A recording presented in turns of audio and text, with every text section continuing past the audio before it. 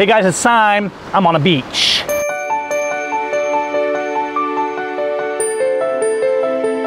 You know, I talk a lot about taking it, making it, or waiting for it when we're talking about light. And one thing we're gonna start doing here on PhotoKit is more of an in-depth series on making it. We're gonna talk about working in conditions that are maybe less than ideal, and this is a perfect example of that.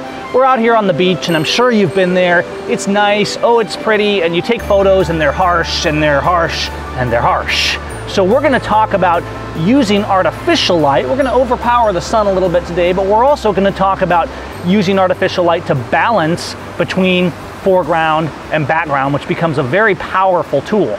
Using the light around us is great. Using natural light is great, but light is still light.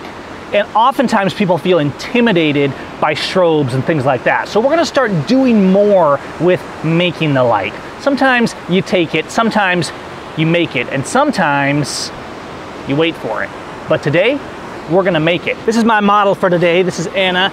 And we're gonna go out here, we're gonna use a single strobe setup. So I've got a ProPhoto B1. This is a 500 watt second strobe, but it acts wirelessly just like a speed light would.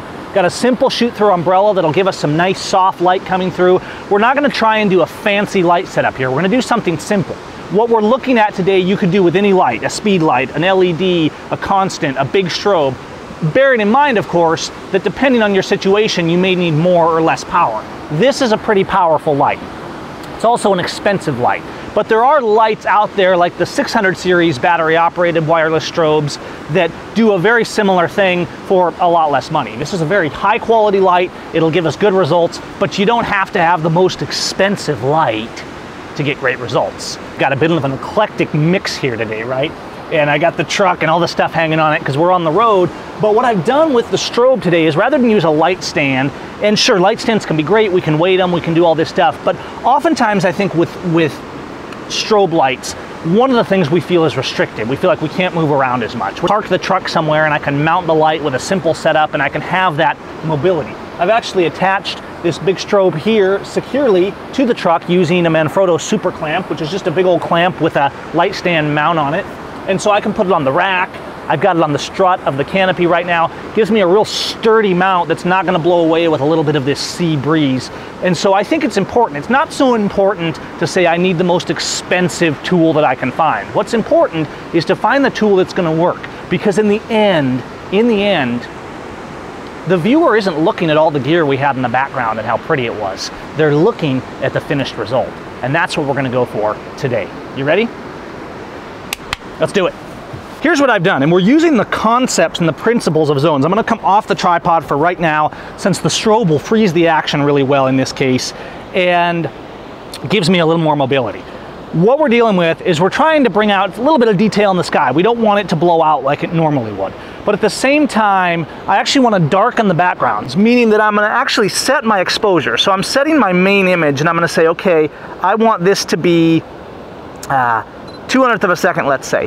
And what that's going to do is it's going to darken down the water. Even the highlights of the clouds are not going to be clipping, but the background, the grass, the water is actually going to be darkened down a little bit. Then we're going to illuminate her face so that it's where we want it, which is going to give us dimension. It's going to help it pop.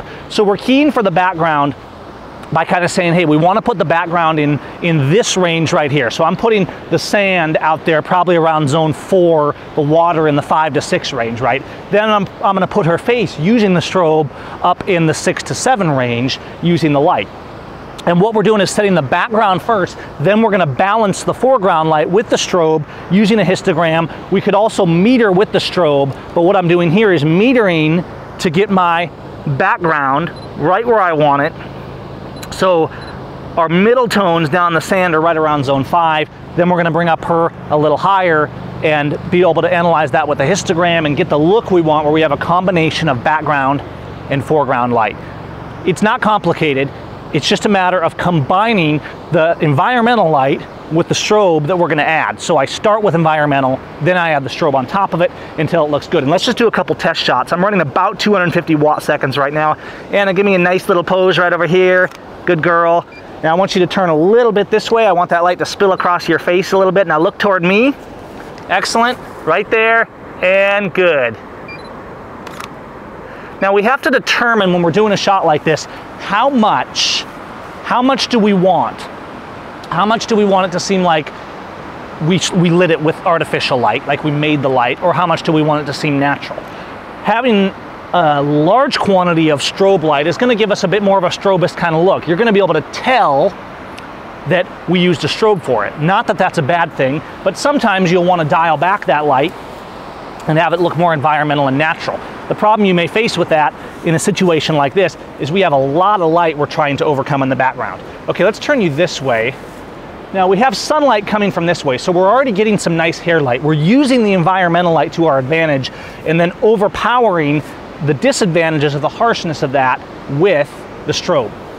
And the sun is kind of in and out of clouds here. We're getting different looks. Stand right about here. Okay, don't scrunch your arms up. Open up those arms a little bit. Okay. Good girl right there. Here we go. Now eyes up this way.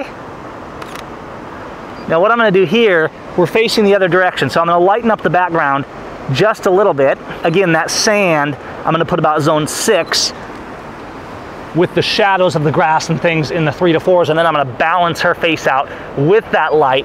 Now this is going to give us a little bit more of a natural light. I'm running about 250 watt seconds on her face. We have the grass here. Okay, Anna, give me some different poses with your arms. Dance around a little bit. Give me some variety here, okay? Good. Just do some fun stuff. Put your eyes over here. Look at me, there you go. Look back over there at Cy running the camera. Here, how about some flowers? Let's give you some flowers. Play with those a little bit. Now eyes this way.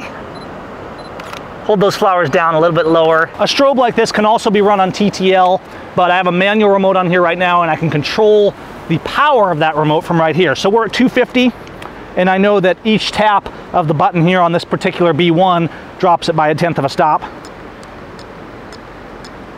Okay, so I hit that 5 times. I dropped that by 1/2 a stop to dial back the light on her face just a little bit. Anna, right here. Because we're getting a really nice balance right now. The sun's actually softened a little bit. And so even though the light's still a bit harsh out here, we're combining that with the really soft light coming from the umbrella, getting a very nice look. I'm gonna back off just a little bit. Okay, Anna, do a little bit of dancing around there. Have some fun with it. Stay close to that spot, okay? Give me some ballet moves. Stretch your arms out a little lower so I can see your face. There you go. Look this way. Do a little more. Try some variety. Turn it around. Spread your arms out sideways, okay? Like this. There you go. Look this way. Turn. There you go. Beautiful. One of the things you're going to want to keep in mind when you're adding in strobe light, first you got to think about, do I have enough power? This is why personally I'm trying to get away from just using speed lights and things like that, because I'm not even having to push this to its max. I can really light up a scene, and if I was doing a group, I could put a couple of these out there and really control it. With just this one light, we can do an amazing amount of things, and we have the power to spare, but in the same kind of functional wireless form factor as we would with the speed light. So you can choose whatever light works best for you. The bottom line is, you come out and think about your light. Think about light in simple terms. We want to simplify light. We don't want to take things like zones and stuff like that and make people think this is more complicated. We're actually trying to make it less complicated. We're saying come out and look at your background, set up your background, pick how you want your background to look, right? Place the background in the tone value you want. That's your environmental light. Then you bring your strobe in on your subject and you balance that out by bringing up the subject to where you want it to be. So I can dial up or down the light depending on how close Anna is to the softbox, depending on how much value I want on her face, depending on the shade of the skin tone that you're dealing with. There's so many options. Relax your shoulders. Look up at that light. There you go, right there. And but turn your head a little towards me, okay? Turn your eyeballs toward me, lower your chin just a little bit. There you go. Now eyes up at that light. Perfect, right there. And we're getting a nice even spill across the face. Now I'm gonna dial this back a little bit so we don't have too harsh a light on the face. Wanna keep her up in the zone 6 to 7. And we're just gonna play around a little bit here, get a few different shots on the grass. This way, Annie, right here. little bit of smile. Now bear in mind, we're getting into inverse square law and things like that. That's something we'll talk about later, but the bottom line is, the farther she is away from the light relative to its size, the harder that light will get. So the larger your light source relative to your subject, the softer it's going to be. So the sun, when it's straight overhead with no clouds filtering it, right, we think of it as a very hard light source. Why is that? It's because it's so far away. If the sun was right here and we could survive it and we were standing right next to it, it would be the softest light source you could imagine, because it would be huge relative to the subject. So that's why we use different size umbrellas and softboxes and things like that.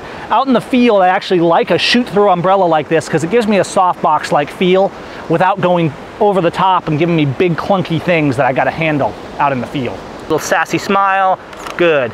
Another thing we want to be aware of, especially on a beach, but really anywhere, is where the lines intersect, right? You want to keep in mind your composition, your horizontal lines. So is the skyline cutting through her head and looking distracting, or is the line of the water cutting through and looking distracting?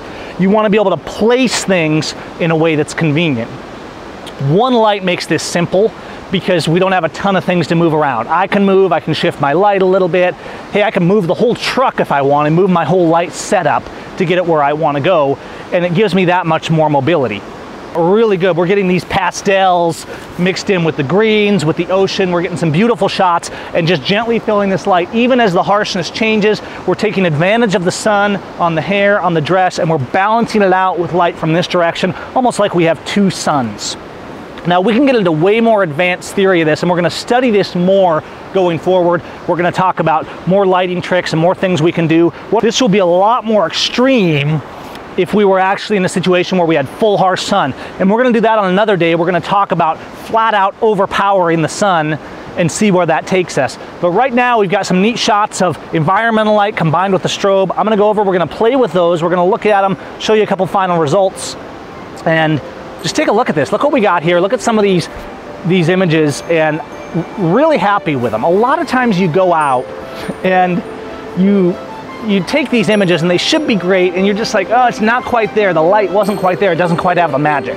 By making the light, sometimes we make the light, and that's where we can gain that higher level of control and take it to a whole new level with our images. So go out, grab whatever strobes you have, and have some fun with it.